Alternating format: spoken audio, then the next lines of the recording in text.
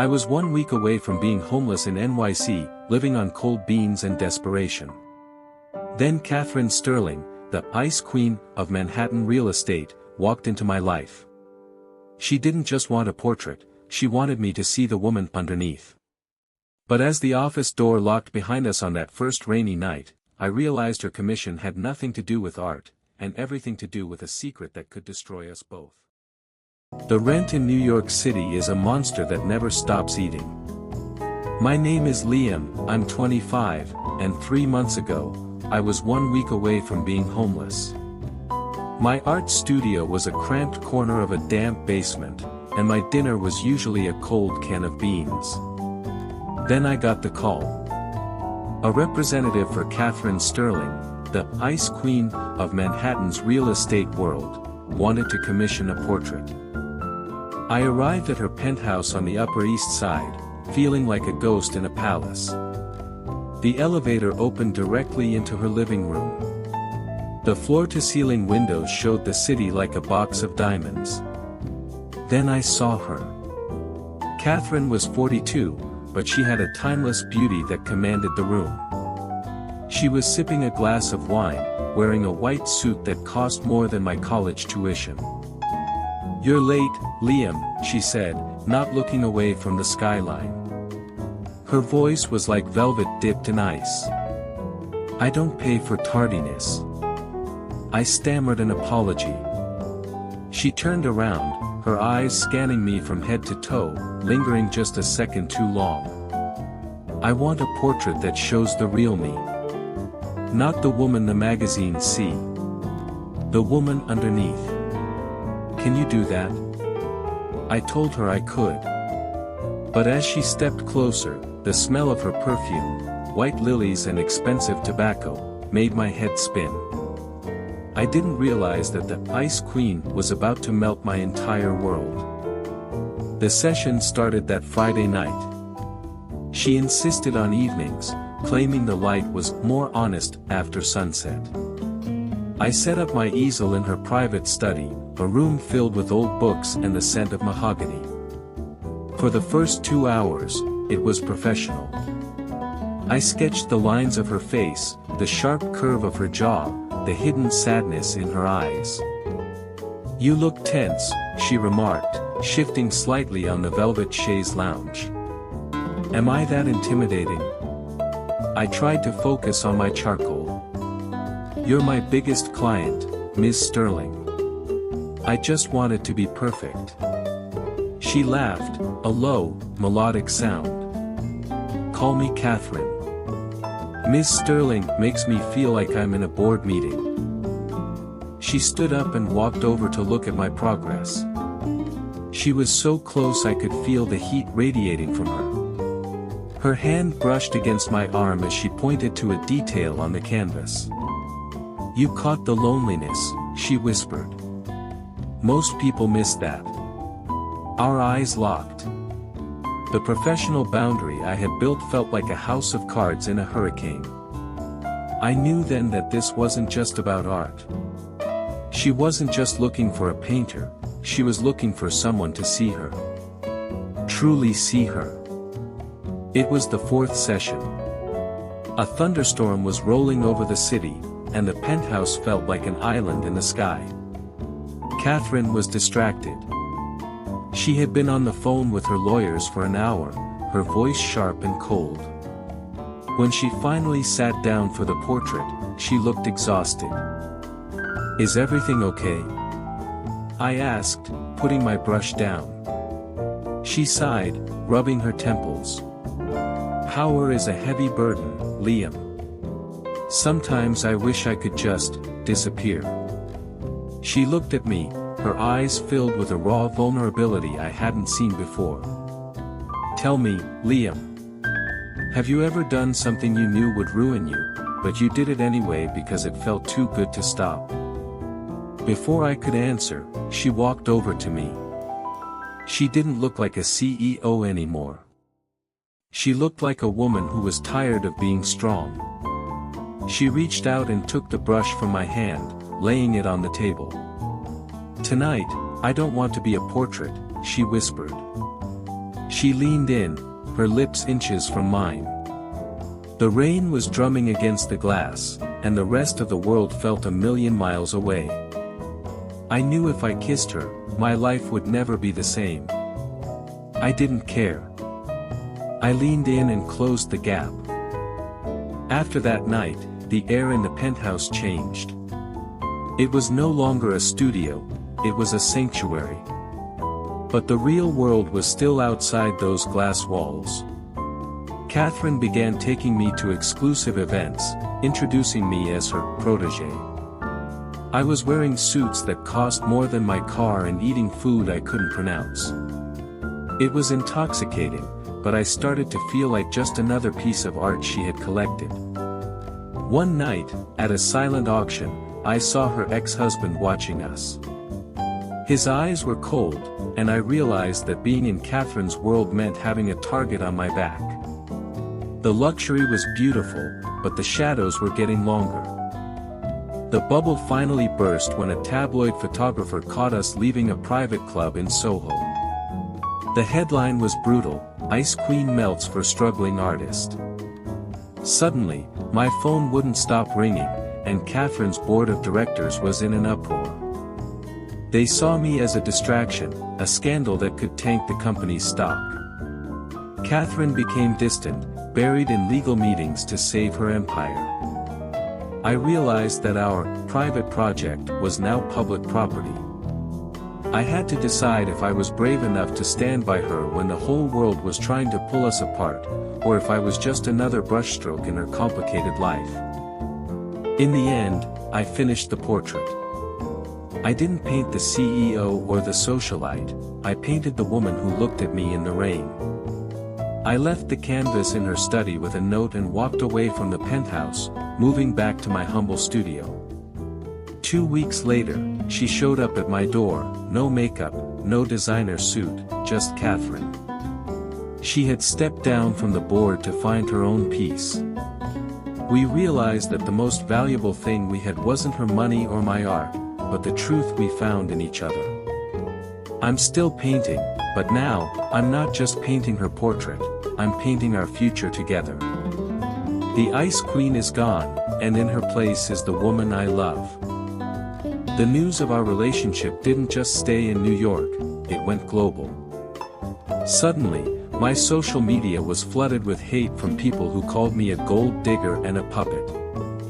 Catherine's business rivals began to use me as a weapon against her, questioning her judgment and leadership. I felt like I was being watched every time I stepped out of my studio. One afternoon, a brick was thrown through my studio window with a note that said, "Stay away from her." I realized then that our love wasn't just a secret, it was a danger to both our lives. I had to decide if I could handle being the most hated man in Manhattan for the woman I loved. Catherine was called into an emergency board meeting. I waited in a coffee shop across the street, staring at the skyscraper that felt like a fortress. When she finally came out, she looked defeated. They had given her an ultimatum: end the relationship or step down as CEO. She had spent 20 years building sterling real estate into an empire, and now it was all at risk because of a 25-year-old artist. We sat in her car in silence for a long time. "I can't let them take this from you," I told her. But she just gripped the steering wheel and said, "They don't understand that you're the only real thing in my life." To escape the madness, we drove to a secluded house she owned in the Catskills. There were no cameras, no board members, and no reporters. For 3 days, we lived like normal people. We cooked together, walked in the woods, and I spent hours sketching her in the natural light of the mountains. It was in those quiet moments that I realized Catherine wasn't an ice queen at all, she was just a woman who had been forced to wear a mask for too long. We promised each other that no matter what happened in the city, we wouldn't let the world change us. But the peace was short-lived when her assistant called with news that Marcus was making a move to seize her shares. Marcus, her ex-husband, had found a way to freeze her personal assets, claiming she was mentally unstable due to her erratic behavior with me. It was a cold, calculated move to bankrupt her. I felt powerless. I was an artist with a few $100s in my bank account, and she was a billionaire losing everything. I offered to sell the portrait, the one I had worked so hard on, but we both knew it wouldn't be enough. We were backed into a corner, and the only way out was to fight back using the one thing Marcus didn't have, the truth about his own dirty dealings within the company. Catherine remembered a set of files Marcus had hidden years ago, proof of offshore accounts and money laundering. We had to break into his private office to get them. It felt like a scene from a movie, but the stakes were terrifyingly real. My heart was pounding as I stood watch while she bypassed the security code she still remembered. We got the files just as the security guard was making his rounds. That night, sitting in my cramped basement studio, we realized we had the power to destroy him. But doing so meant exposing ourselves even further to the public eye. The day of the final board vote arrived. I sat in the back of the room, invisible to the powerful men and women at the table. Marcus stood up, ready to deliver the final blow to Catherine's career. But then, Catherine stood up and laid the files on the table. The room went silent. She didn't just defend herself, she exposed the rot at the heart of the company. She told them she was stepping down, not because they forced her, but because she was done playing their game. She looked at me and smiled, and for the first time, she looked truly free. We walked out of that building together, leaving the millions behind, but keeping our souls. Moving out of the penthouse was the easiest thing we ever did. We sold her designer clothes, her jewelry, and her expensive cars to pay off the legal fees. We moved into a small loft in Brooklyn, not a palace, but a home. Catherine started consulting for small, ethical businesses, and I went back to painting what I loved. Our life was simpler, quieter, and infinitely more beautiful. People still whispered when they saw us in the grocery store, but the whispers didn't hurt anymore. We were no longer the billionaire and the artist. We were just Liam and Catherine. 1 year later, a prestigious gallery in Paris reached out. They had seen the portrait I painted of Catherine, the one from that first rainy night. They wanted to hold a solo exhibition for me. It was the big break I had always dreamed of, but this time, it felt different. It wasn't about the money or the fame, it was about the journey we had taken to get there. Catherine was my muse, my partner, and my best friend. As we stood in that gallery in Paris, looking at the painting that started it all, I realized that the greatest masterpiece I ever created wasn't on a canvas, it was the life we built together. We decided to use the money from the exhibition to start a foundation for struggling young artists. We wanted to make sure that no one ever had to choose between their passion and their survival. Catherine's business mind and my creative spirit were the perfect match. We weren't building real estate empires anymore, we were building a legacy of art and hope. Every time I see a young painter walk into our studio, I remember that scared 25-year-old kid and the woman in the white suit who changed his life forever. As the sun sets over the Brooklyn Bridge, I look at Catherine sitting on our balcony, still as beautiful as the day I met her. We'd been through the fire, and we came out stronger on the other side. My name is Liam, and I used to think that painting a portrait was about capturing a moment in time. But now I know that it's about capturing a soul. Our story didn't end with a scandal or a board meeting, it began with a single brushstroke and a private meeting after hours. And I wouldn't change a single second of it. Just as we felt settled in our new life in Brooklyn, a ghost from Catherine's past emerged. An old business associate of her father's arrived with a claim that the land Sterling real estate was built on was never legally theirs. It was a legal nightmare that threatened to undo everything Catherine had worked for, even the reputation foundation she was trying to rebuild. I saw the stress returning to her eyes, that cold, guarded look I hadn't seen in months. I realized that escaping an empire is never as simple as just walking out the door. The past has a way of finding you, especially when you're finally happy. The legal battle began to drain our foundation's funds. I knew I couldn't sit back and watch our dream wither away. I decided to start a new series of paintings, not portraits of socialites, but raw, gritty depictions of the corporate greed that was trying to crush us. I called the collection The Glass Cage. I organized a street-side exhibition right in front of the Sterling headquarters. It was a bold, risky move that caught the attention of the local news. I wasn't just a painter anymore, I was using my brush as a weapon to fight for Catherine and our future. During the exhibition, a woman approached me. She was Marcus's former secretary, someone who had been fired and silenced years ago. She handed me an envelope filled with documents that proved the land claim was a complete fabrication, a last-ditch effort by Marcus's associates to get revenge. She said she was tired of seeing good people get destroyed by the machine. That night, Catherine and I stayed up until dawn, realizing we finally had the evidence to end the legal harassment once and for all. The tide was turning, but we knew Marcus wouldn't go down without a final, desperate act. A few days later, I returned to the studio to find it trashed.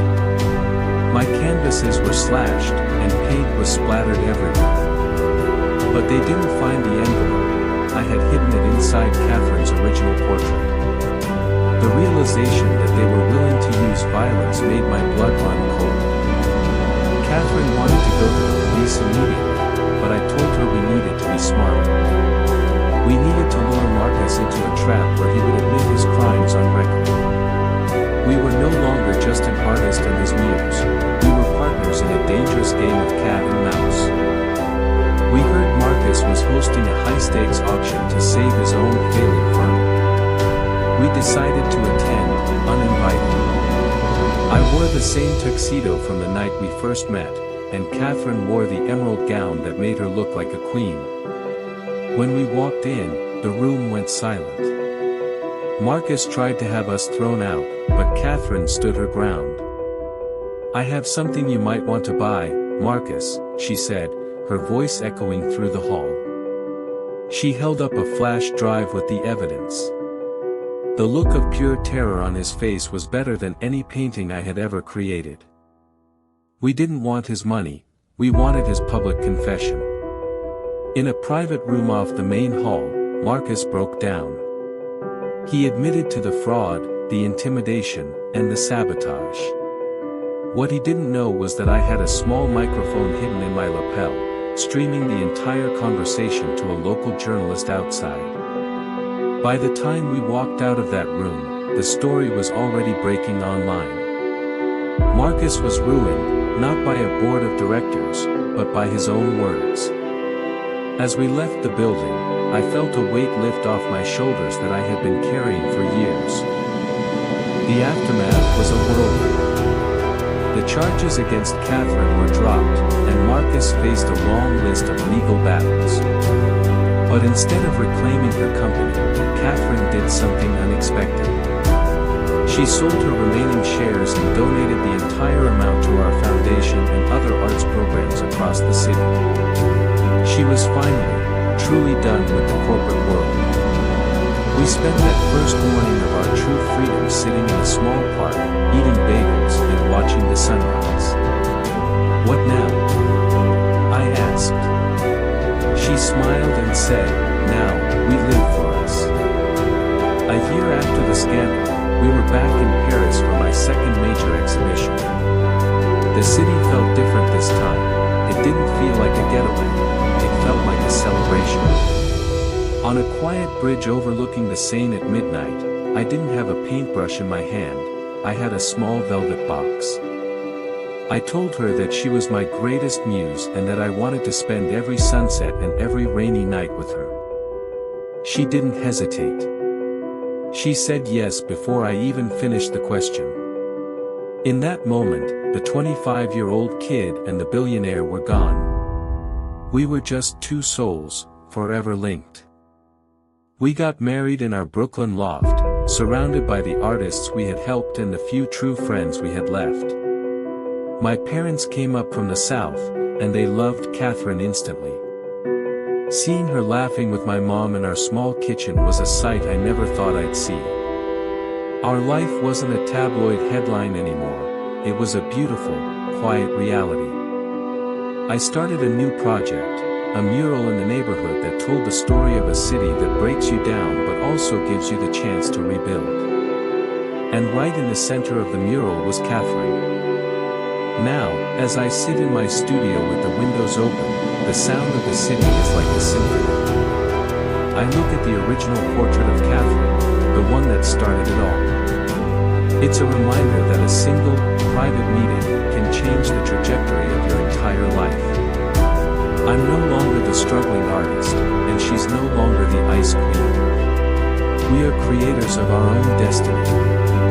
My name is Liam, and I've learned that the most beautiful things are often found in the most unexpected places, like a penthouse office on a rainy Tuesday night. Our canvas isn't finished yet, we're just getting started on the next chapter. After the chaos of the scandal and the move to Brooklyn, life didn't just become quiet, it became intentional. Catherine and I spent hours just sitting in the park, watching the world go by without needing to be the center of it. One evening, as the city lights began to shimmer across the East River, she looked at me with a soft smile I'd never seen during her CEO days. I spent my life building walls, Liam, she whispered, leaning her head on my shoulder. I thought security was about bank accounts and board members. I didn't realize it was just about having a hand to hold when the sun goes down. In that moment, I made a silent vow. I would never let the shadows of her old life touch her again. I began a new painting, not of her face, but of her hands, strong, yet finally relaxed. It was the most honest piece of art I had ever attempted, and every stroke felt like a promise for the future. But freedom has a price, and for us, it was the constant struggle to keep our foundation afloat. The corporate world hadn't forgotten Catherine, and many were still trying to sabotage our efforts to help young artists. One morning, we received a letter from an anonymous donor offering $10 million, but there was a catch. The donor wanted to remain anonymous, but they demanded a seat on our board. Catherine's instincts immediately went on high alert. "This smells like Marcus," she said, pacing the small loft. We had to decide. Take the money and risk a snake in our garden, or refuse it and watch our students lose their scholarships. It was a test of our new values. We realized that our foundation wasn't just about art, it was about integrity. We turned down the money, choosing to grow slowly and honestly rather than quickly and suspiciously. It was the hardest no we ever said, but it felt like the biggest victory. Our loft became more than just a home, it became a sanctuary for every struggling creative in the neighborhood. Catherine used her business brilliance to mentor young women on how to navigate the professional world without losing their souls, while I taught the kids how to find their voice through color. The space was always filled with the smell of turpentine, fresh coffee, and hope. I remember one rainy Tuesday, exactly 2 years since that first meeting, when I looked around and saw Catherine laughing with a group of teenage muralists. She looked younger, lighter, and more alive than she ever had in her designer suits. The Ice Queen was officially dead, replaced by a woman who found wealth in the success of others. I realized then that my greatest masterpiece wasn't a single canvas, but the environment we had built together. We were no longer running away from Manhattan, we were building a better version of it right here in Brooklyn. As the final chapter of our story settles into place, I find myself back at my easel, looking out at the skyline. The Sterling building is still there, a glass monument to a life we left behind, but it no longer holds any power over us. Catherine walked up behind me, wrapping her arms around my waist. "What are you working on?" she asked. I stepped back to show her the canvas. It was a montage of our journey, the rainy office, the secret glances, the legal battles, and finally, the quiet loft filled with sunlight. "It's our story," I told her. She leaned her head against mine, and we stood there for a long time, just breathing in the life we had fought so hard to keep. My name is Liam, and I used to think my life was defined by the rules I followed. But Catherine taught me that the best lives are the ones you paint yourself, outside the lines. Our story didn't end with a $1 billion deal, it began with a single, brave brushstroke. And as the moon rises over the bridge, I know that our canvas is only just beginning to fill with color.